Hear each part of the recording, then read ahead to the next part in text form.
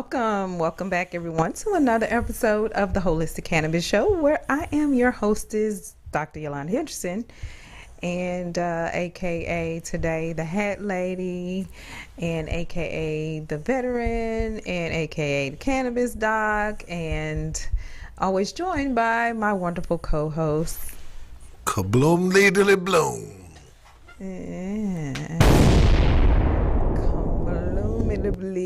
Bloom. Did I say it right? Sure. Kabloom de bloom, kablam de blam. Oh, wow. Boy, y'all in trouble this weekend. Boy, y'all in trouble this week. Oh, Y'all wow. better get. I hope y'all kept y'all receipts because it's about to be tax filing time. Tax time. It means you're going to be talking about some money. All right. Well, this episode is dedicated to all of the veterans. Yes. There you go. So happy Veterans Day weekend to all of the veterans. We had a great weekend. It was a free food everywhere. We had some Applebee's. No, we had some IHOP. We went to some fairs. We celebrated with the kids. We did everything. I mean, we had so much fun. And just shouts out to Coach, to everyone who came out to the One Plant and did their thing over at the Golden Drops Cafe. There's Dean, there's Chris. This is like a family reunion. There's one of my students, Stacy. There's Miss Teresa. Oh my gosh. And I tell you, I am not the veteran's wife. I am the veteran. Okay? Check it out. We celebrated those who did not get a chance to be here for Veterans Day. The 22 veterans that die by suicide a day, okay? And these were all of the medications that they take and they put into their bodies. And the VA gives those medicines, and guess what? Kabloom de bloom, kablam de blam. They mask. They do. They That's mask. exactly what happened. They just blow up. They mask, and they have a negative side effects and so forth. So, I can't get on the show and just bash, a lot of the things that I've gone through is by my own personal experience. So I can speak on this as far as the medications. I was taking like 13 pills a day just to get up out of the bed, and it's all came down to medical cannabis. And guess what? This was the kicker this weekend. Nug MD offered free medical cannabis evaluations, medical cannabis cards for all of the veterans. So if you missed out, I posted on every last one of my platforms on social media. I took it to Instagram. I took it to everywhere that I can think of that there was a veteran who is in need of this type of medicine, who needs what you see behind you. Natural herbs, natural medicine, okay? And knowing that we do teach, I got to go back to the teaching aspect of what we teach our veterans and our students, that we all have an endocannabinoid system. And when that endocannabinoid system becomes deficient, guess what? We need to replenish those cannabinoids. And guess what's in those plants? They're cannabinoids. That's going to help that chemical imbalance. That's going to help that sugar imbalance. That's going to help all of these imbalances. Now, we're not just talking about any. Now, that's why you got to go to the classes, because there are certain strains, there are certain kinds of cannabis that helps with the different ailments that we suffer from. And now we have the military is actually admitting, if you all have not heard of the PACT Act, they are admitting that they have exposed our poor veterans, people like me, people like you, people like your family members who may have gone on to glory before they have even been able to suffice this information. But now we have the opportunity, we have the justice behind us to be able to make things right, whether it's financial, whether it's getting cannabis cards and being able to utilize this medication, natural herbs and vitamins for our body, natural cannabis, maybe even be able to grow our own and then help our family members. Okay, so if you don't know, we teach medical cannabis health coaching. Coaching is your caregiver. So if you don't want to indulge, maybe you can teach someone else how to utilize it. Teach a veteran, become a veteran caregiver. Mr. Henderson, what do you think about that? About what? Caregiving for a veteran. Ooh, man, you better have some thick skin. You know But I'm saying with the cannabis though. I mean, you know, hey, if cannabis helps them, then cannabis helps them. But some people just too far gone for the cannabis.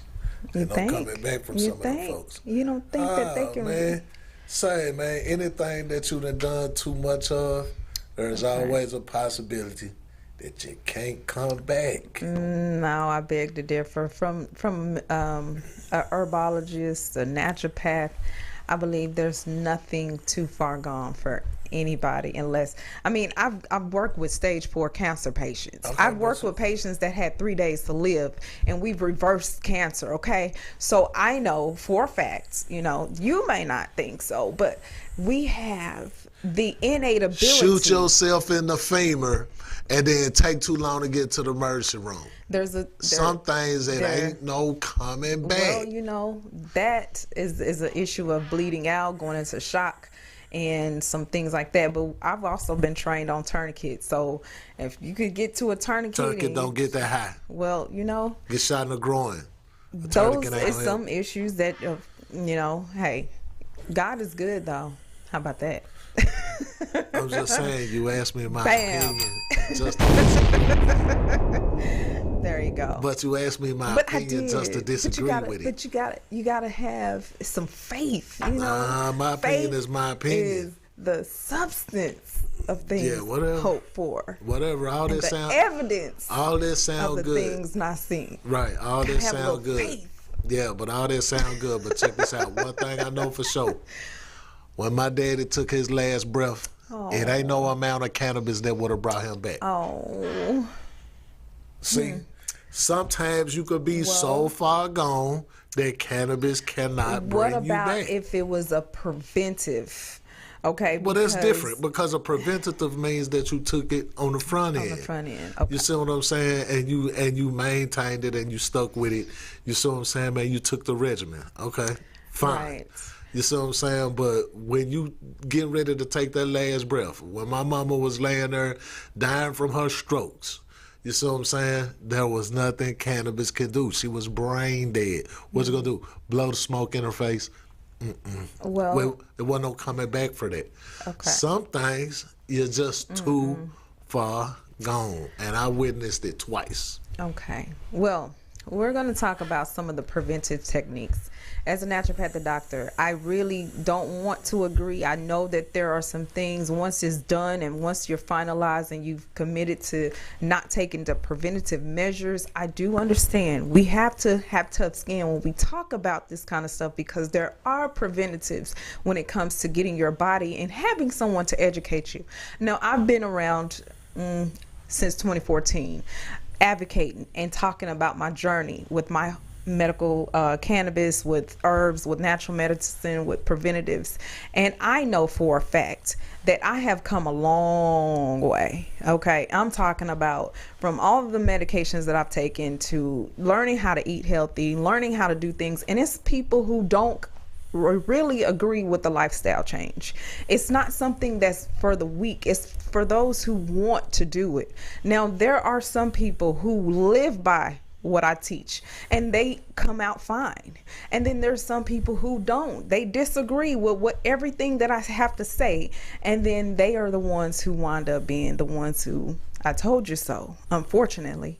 And that's what we don't want. And that's what we want to prevent. So if you have someone in your life or someone who is close to you who may have antidotes or may have the knowledge of getting yourself better, becoming a advocate, learning about cause and effects of your body and what you put into yourself or what happens with relationship wise on a holistic spectrum, it's all things. It's your social life, it's your attitude, your spirituality, your joy, your home life, your home cooking. It's about everything. And then so you get to the certain point to where you become whole. You become at the point to where everything is purposeful. It's intentional.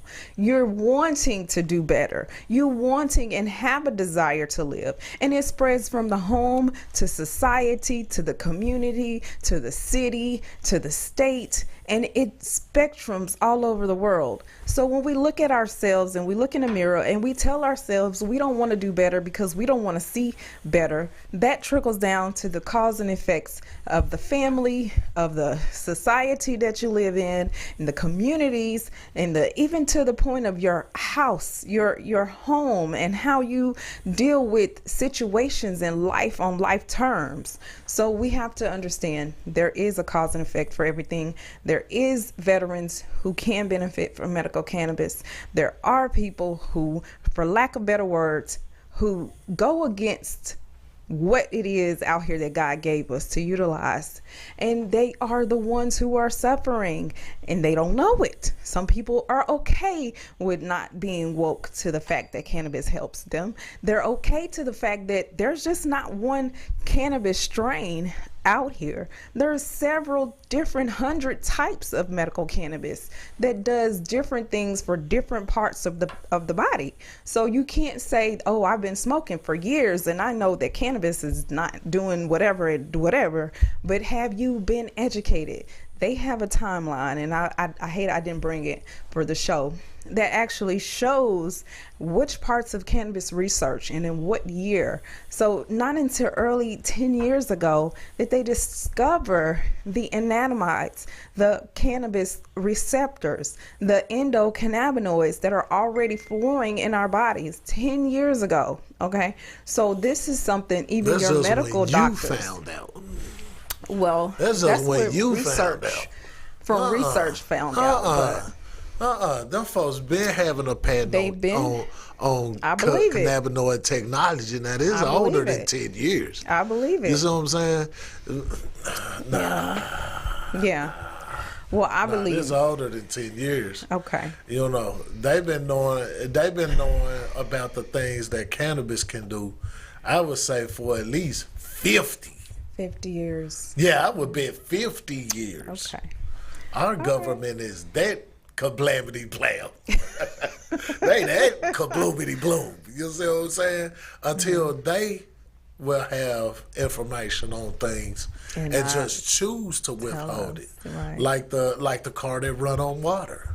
Ah, They been knowing about that. That ain't nothing new. nothing new. Okay. They been knowing that the tops of pyramids was conducting electricity. Oh, wow. People can actually harness electricity from outside and not have to pay for it, and it's free. Free. They been knowing that. Been knowing that. Come Well, on, man. teach on it. We got scientists. We got NASA. Man, come on. They know so much, man. They get information on the daily, and we ain't just talking about the briefing that the president get. It's way bigger than that. That's true. That's Way true. bigger than that. And who do you think have that awesome intelligence and that awesome information that they can share it to whoever decides to listen? Because we I'm can't Gen make X, people man. listen. I'm older than Google. All right. Well, I'm older than Google. So now, if the information that I have, right, like Google got its information from somewhere. okay. Somebody had to put that information in. Where y'all think that information came from? Books. You see what I'm saying? See, back when I was younger, I ain't had no internet. We had books. The information was in places in obvious places. The library. My that favorite nobody place. even goes to anymore. You go to the library, it's almost empty. Yeah. We used to take field trips to the library. Yeah. Now, school kids don't even, they go to school right down the street from the library and pass it up every day. A lot of my learning and my publications and stuff that I've gotten and received my knowledge came from the library. And you can rent videos and blam. you know, a lot of everything is in the library. So I do agree with you, Mr. Henderson. I love books.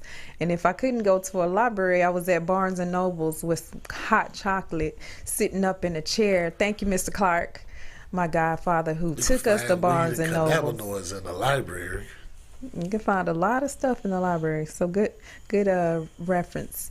So we have, of course, some information on Veterans Day and the way that it has improved and how it started, the history behind Veterans Day. And we want you all to watch this quick clip as we are able to inform those who don't know the history behind Veterans Day after this.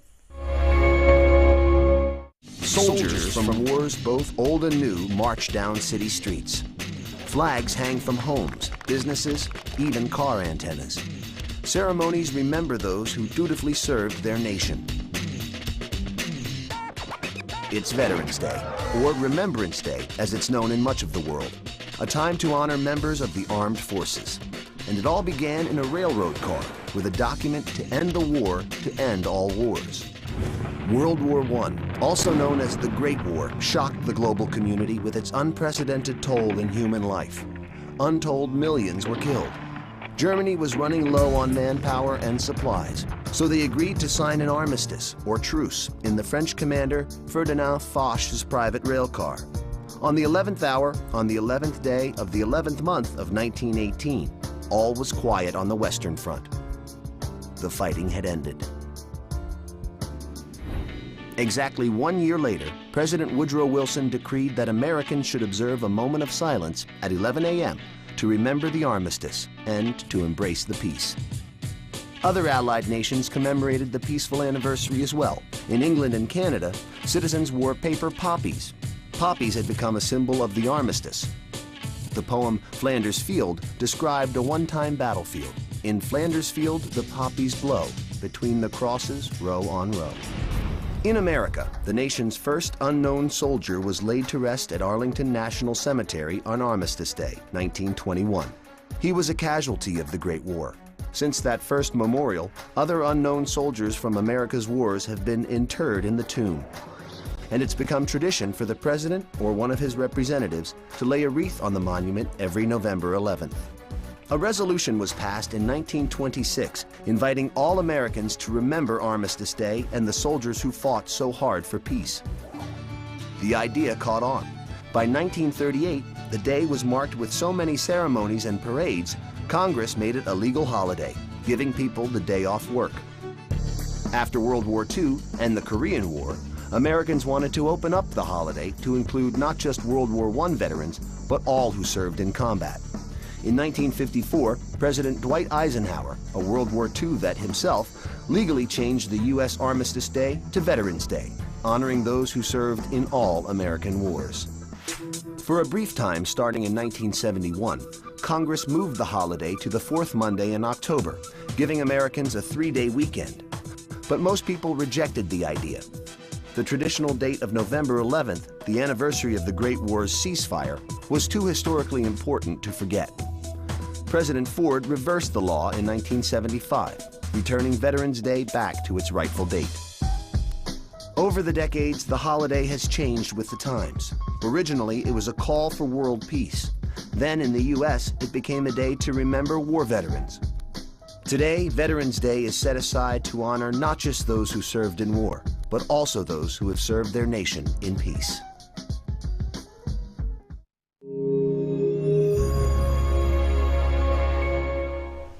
All right. right, so y'all heard it here. So it's to honor all veterans that serve in war and out of war. So we just again honor those who serve. We thank you for your service from one veteran to another.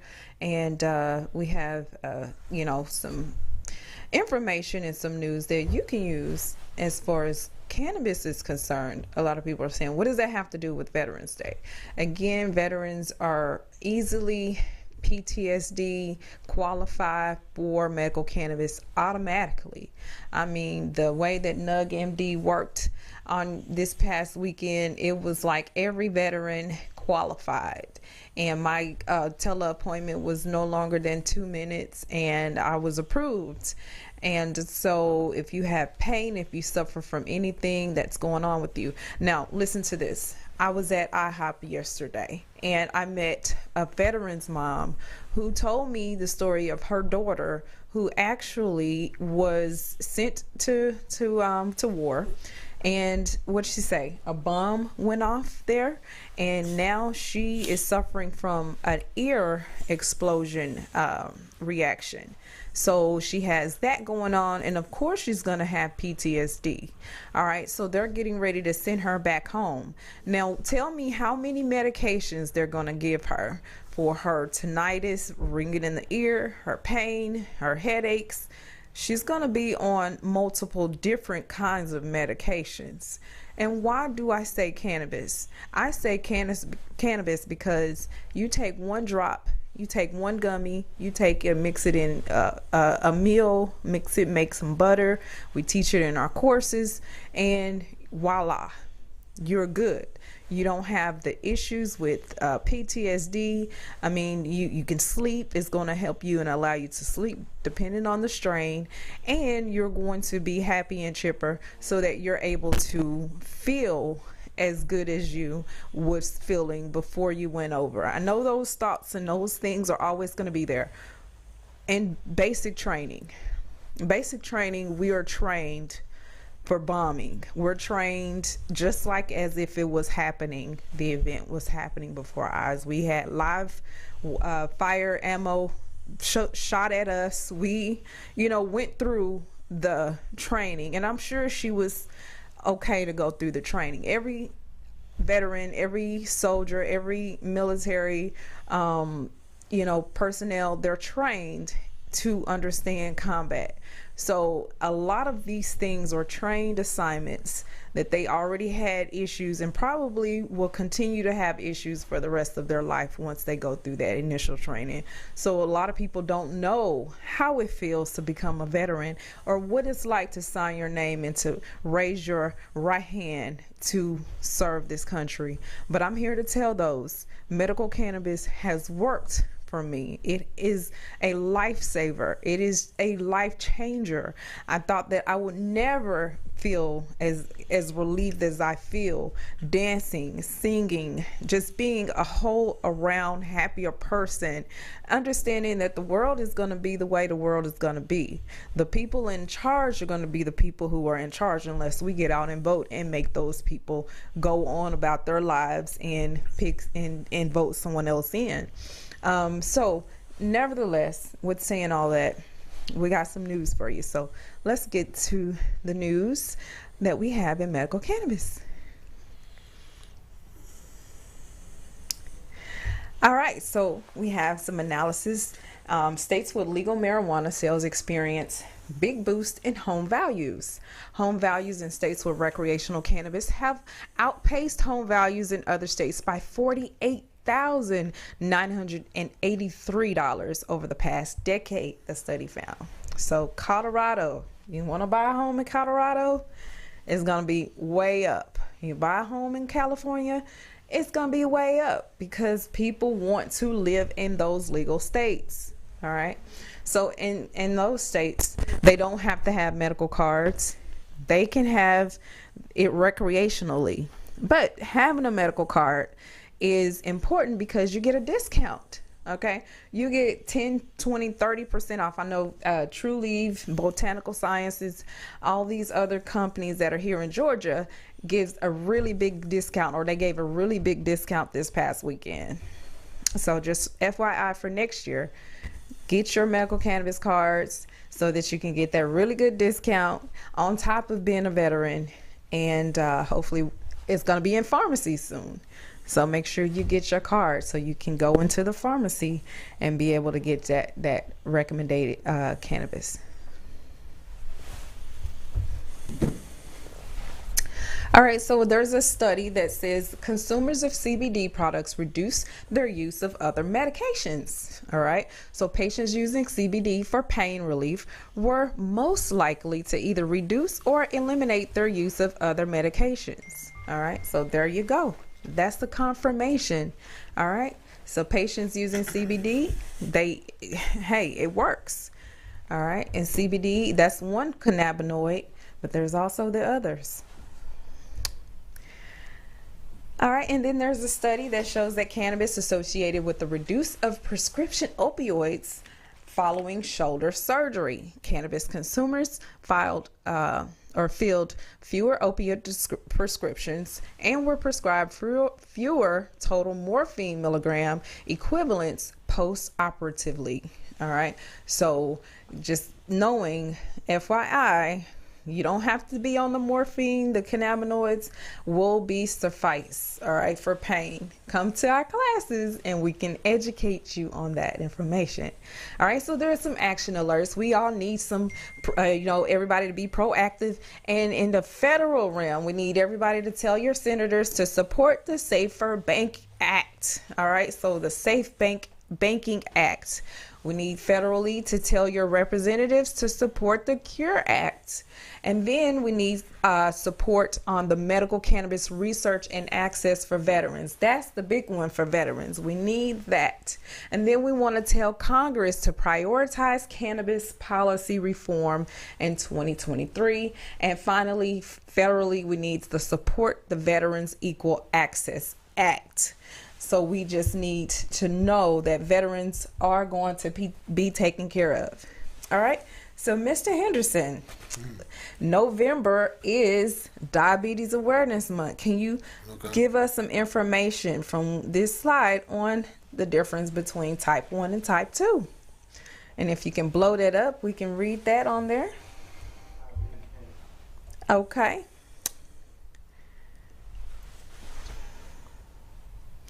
So basically, the type 1 is where you are almost like pre-diabetic. You're not insulin dependent. Your body, your pancreas is producing a hormone called insulin. All right. Type 2, your pancreas is not creating that.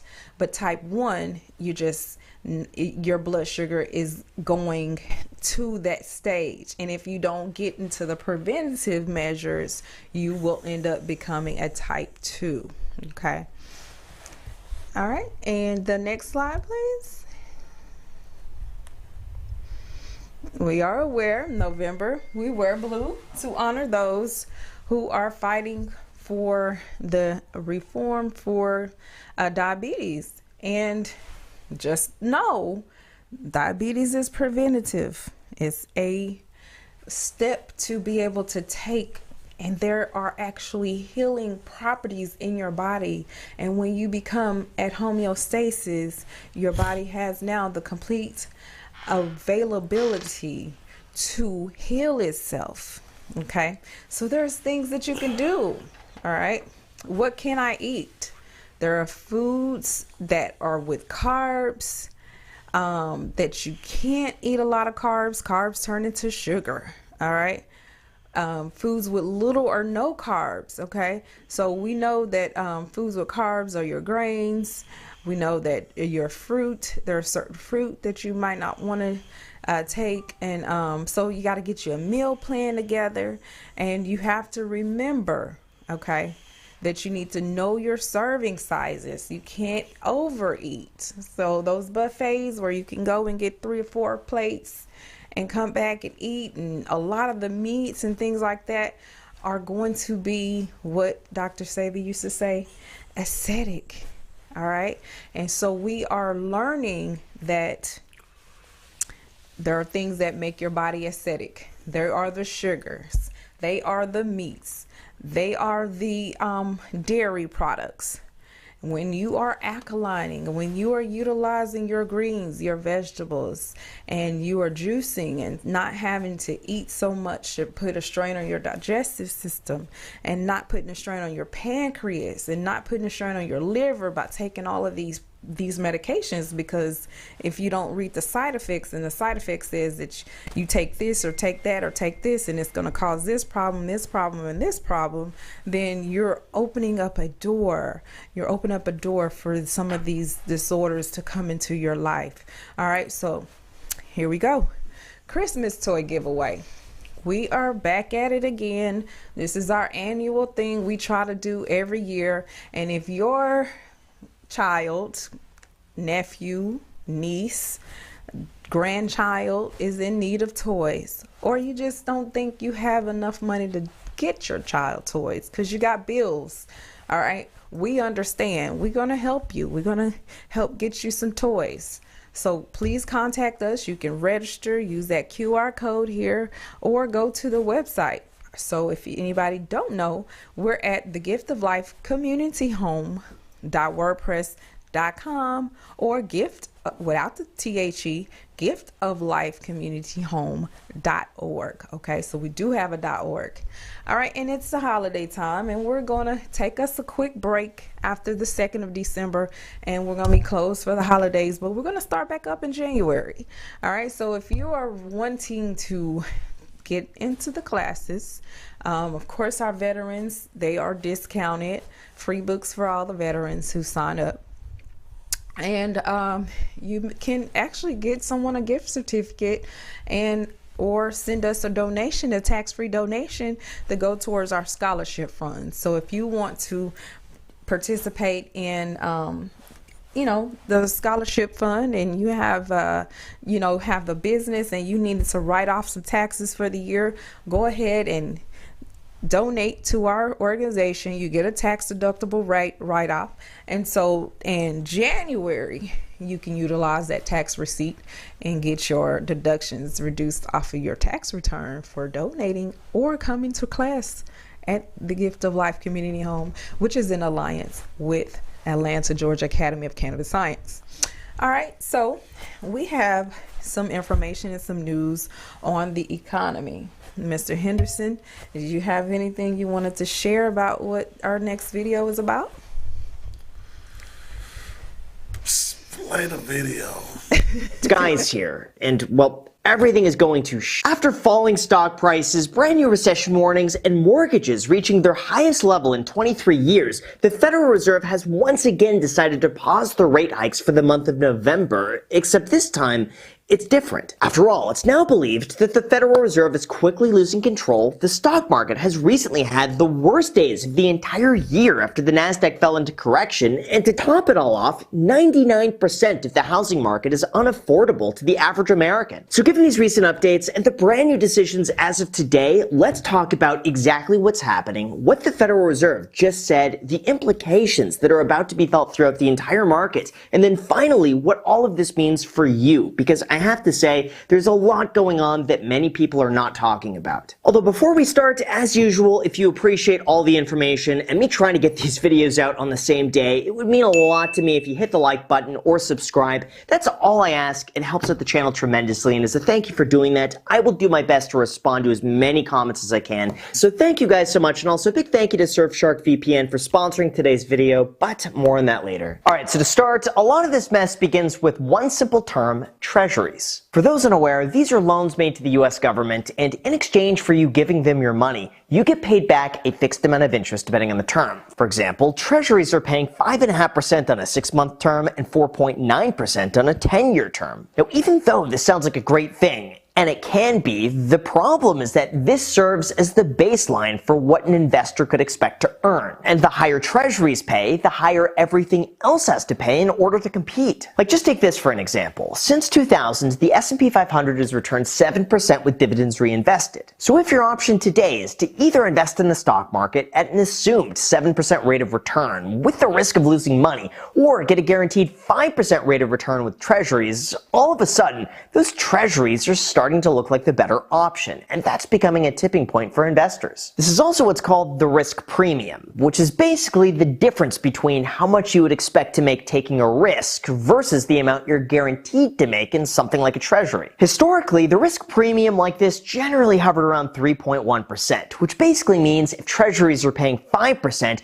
you should expect to make 8.1% in the stock market for taking on extra risk. But today that risk premium is the lowest it's been since 2009 at just 1%. And as Josh Peck would say, the math just ain't mathin'. In this case, it suggests most people have no clue that in 2023, the best way to make money on Amazon is not with physical products. It's Amazon's other company, that in order for the risk premium to return to its normal level, stocks either need to fall or earnings need to go up by a lot. Alternatively, the 10-year Treasury yield could also fall, but given some of the recent comments by Jerome Powell, this is unlikely to happen anytime soon. Perhaps this could be the reason why Warren Buffett is holding on to one of his largest cash positions of all time. The second, on a broader scale, here's where things get really interesting in terms of the stock market. I subscribe to this newsletter called Market Sentiment, which I'll link down below in the description, and every week they come up with a really detailed analysis of various market trends and statistics. But this week's article happens to be on the future expected returns of the stock markets, and I have to say it's quite unsettling. See, here in the United States, we have this belief that over the long term, stocks go up. Statistically, this is proven to be true going all the way back to 1872, so on the surface, it seems to be really reasonable advice, except there's a slight problem. Throughout most of the world, there are a variety of instances where a 20-year holding period has actually lost money, with the most notable being Japan. Their economic downfall began in 1986 when the Bank of Japan lowered interest rates and issued stimulus as a way to help overcome a recession. However, that proved to be so effective that both real estate and stock prices skyrocketed to higher and higher highs. Obviously, this was becoming a bit of a problem, so by 1987, the Bank of Japan signaled the possibility of starting to lower interest rates, but they decided to hold off after the economic uncertainty related to Black Monday of 1987 in the United States. In hindsight, this delay proved to be a huge mistake, because with interest rates remaining low, stock and real estate prices soared to unimaginable levels that would later lead to a complete economic disaster. For example, the Nikkei increased from 10,000 to 40,000 in just 4 years. Housing prices increased by 167% from all the expansion,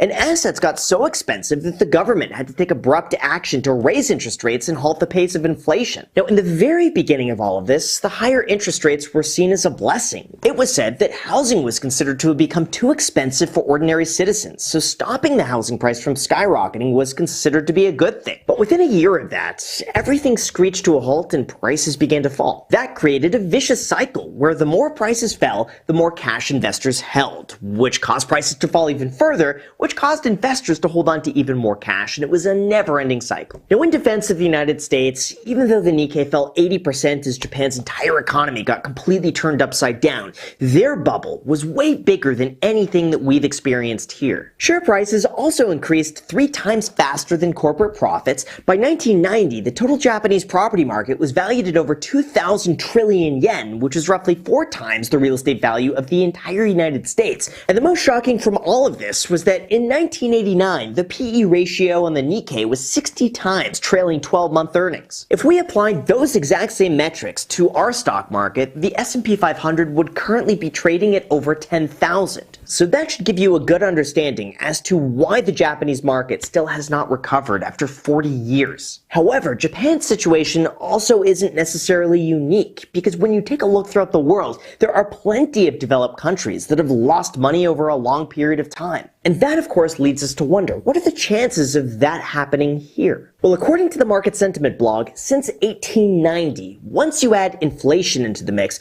there's only a 1.2% chance of losing buying power over a 30-year horizon. Although this doesn't really take into consideration that we only have 130 years worth of data to pick from. And the United States could be suffering from survivorship bias, where we only look at it because so far it's worked. That's why when we zoom out to a global market, according to this research, there is a 9% chance that a Japan-like event could happen here in the United States at some point in the future. And this is precisely why it's important to be diversified across asset classes, countries, and investments to make sure that you're protected. Although before we go into the rest of the markets, housing prices, and what Jerome Powell just commented, I gotta say, there's probably already a lot on your mind. That's why you shouldn't also be worried about keeping your internet identity safe. All thanks to our sponsor, Surfshark VPN. For those unaware, a VPN encrypts your online data and helps secure your personal information, masking your IP address and preventing hackers from identifying your city, country, or download history. Or basically, a VPN swaps the real location of your device with a new one, giving you the ability to virtually travel to any country around the globe. Not to mention, it's also incredibly useful if you travel abroad and you want to get access to features that would otherwise be unavailable. For instance, I recently filmed a video in Croatia, and while I was there, I was able to change my location back to the United States so everything would work as normal. Or I guess you could also do this in reverse. Like, did you know that you could watch Rick and Morty and The Office if you're out of the United States? Just switch the location to the United Kingdom and you're good to go. On top of that, Surfshark's Clean Web feature also blocks ads, trackers, malware, and phishing attempts, allowing you to surf the web safely. Plus, they don't track, monitor, or store anything you do online.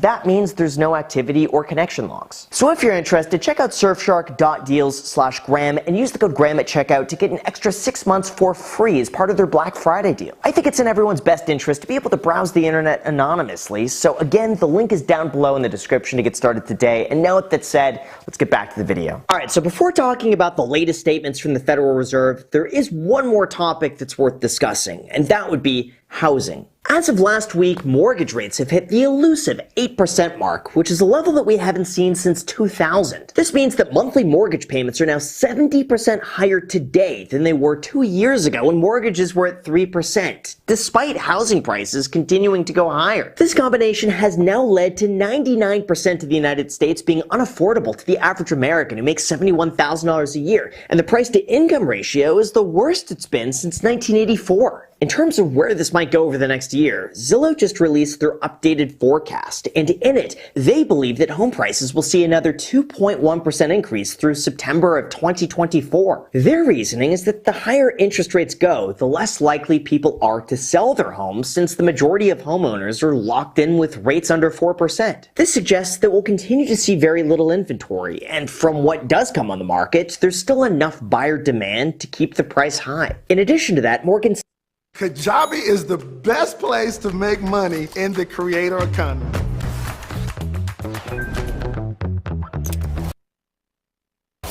Stanley revised their forecast, and they now believe that home prices could rise another 5% year over year given how many sellers are reluctant to give up their existing mortgage. A managing director of Goldman Sachs also went on record to say that absent any negative shocks to the broader economy that would either boost excess supply of homes in the market or fuel an uptick in unemployment, we continue to expect home prices to rise at a slow pace, with his estimate that we'll see a 3.5% increase by the end of 2024. However, if you do need to move, it does seem as though home builders are the ones offering the biggest incentives. For example, D.R. Horton is buying down loans by 1%. Some are adding additional upgrades for free, or they're offering to pay all closing costs if you take ownership by a certain date. But on the flip side, transaction volume is the lowest that we've seen since the great financial crisis. So perhaps builders are just getting really desperate to let go of inventory before prices potentially fall. So in terms of what Jerome Powell just said about the latest decision and what this means for you, here's what you came for. So like I mentioned earlier, the Federal Reserve has once again decided to pause their rate hike for the month of November, so that way they could reassess another month of inflation data to be able to determine if future adjustments are needed, especially during a time where our economy is rather fragile. In fact, just a few days ago, Jerome Powell stated that financial conditions have tightened significantly in recent months. We remain attentive to these developments because persistent changes in financial conditions could have implications for the path of monetary policy. For example, with rates and national debt as high as they are, the Federal Reserve has openly admitted that we know we're on an unsustainable path fiscally. That's because as of recently, the United States has started spending more money in interest to cover the national debt than they are on defense. So it's probably in everyone's best interest for inflation to subside and rates to eventually come back down. But in terms of where we go from here, Jerome Powell once again reiterated that they're taking a wait-and-see approach to future rate hikes, and they're willing to adjust as needed. Not to mention, there's also very much a lag effect to interest rates, where the full effects won't be felt for 6 to 18 months. Like, it's not as though they could raise interest rates and the next day we see immediate changes. Instead, historically, the average delay is 11 months, meaning we're probably not going to feel the full effects of today until sometime next year. Or basically, to summarize everything you need to know, the Federal Reserve has to keep up the appearance of being very tough on inflation so that way it doesn't reappear. That's why we're never going to hear them say that we're done with rate hikes or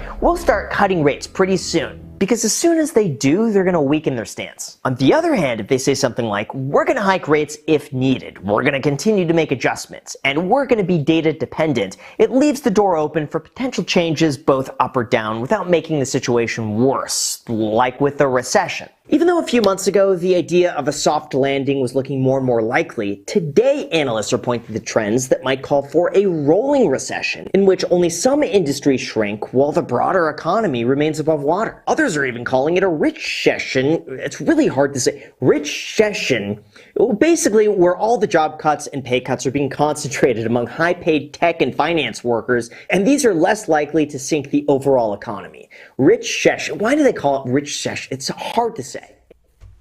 All right.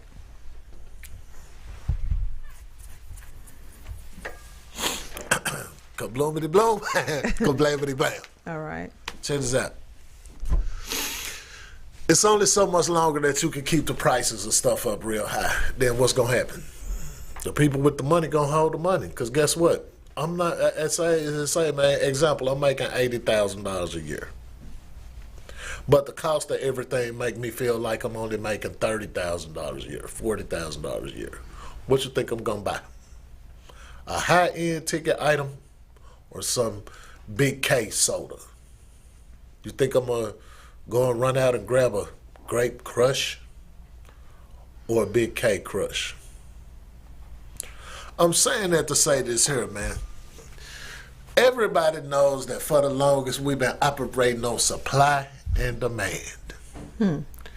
You can outprice demand and end up with too much supply, which means that what? The supply you got, you're going to have to sell cheap. Cheap. Check this out. The other hand, on the other side of things, man, when you got an administration that supports sending out over $100 billion to a losing country that's losing a war, where's my money, Joe? You ain't got no answer for that. It look like the Russians still gonna get what they wanted to get. Where's my money, Joe? So now you got us tied up with this deal in Israel. Another $100 billion. Where that money gonna come from, man? When the cost of bread look like it's about $4, $5 a loaf. Where are we gonna get the money from for that, Joe? Now, keep in mind, man, my questions is just my questions. But at some point, y'all, the citizens have to answer the questions. How is it that we keep on allowing a defunct, economically challenged administration tell us what to do with our money? Kabloomity bloom, kablamity blam. That's what's gonna happen to the economy. Now, you say, some people might say, oh yeah, well let's just wait until it's time to vote. I guarantee by the time it come around to vote, you ain't gonna be worried about no money. You're gonna be worried about your freedom and your liberties. Because guess what? Now, here's my question of the day. Y'all see I've been quiet the most of the ride. But I gotta hit you with this one right here. Since we talking Veterans Day, do we live in a democracy or a republic? Do we live in a democracy or a republic? Oh, you want me to answer? Yeah, sure, go ahead. Okay. Well, we're supposed to live Do in we a live in a democracy or a republic? We're supposed to be in a democracy, in a republic. Which one? Right now, It can only be one or the other. right now it's the Democratic ticket that's won. Biden is a Democrat. So you think we live in a democracy? Every time a politician get on TV, they say something is threatening our democracy. Hey, show producer dude. Show producer dude. Do we live in a democracy or a republic? Depends how you're looking at it. From what angle, on what situation, you put it like that. Is our government a democracy or a republic? I say it depends on the situation and how you're looking at it. That's why they can't just answer that straight up. Like, I can answer it straight up. Okay, go All right. ahead. Go ahead. I'm finna answer it straight up. Here you go, cause we almost out of time. Okay. Yeah. Recite the Pledge of Allegiance. Right. It's a republic in which it stands, right? It don't say democracy. No. I mean, It don't say Democratic Association. It say to the republic for which it stands. Our government was founded on a republic, not a democracy. You know what organization was founded on a democracy? a lot of them. The KKK. The mob. The mob was founded on a democracy, on a democratic notion, Food stamps. to where, okay, a republic says, hey man, you got 39 cowboys chasing one lone cattle wrangler, right?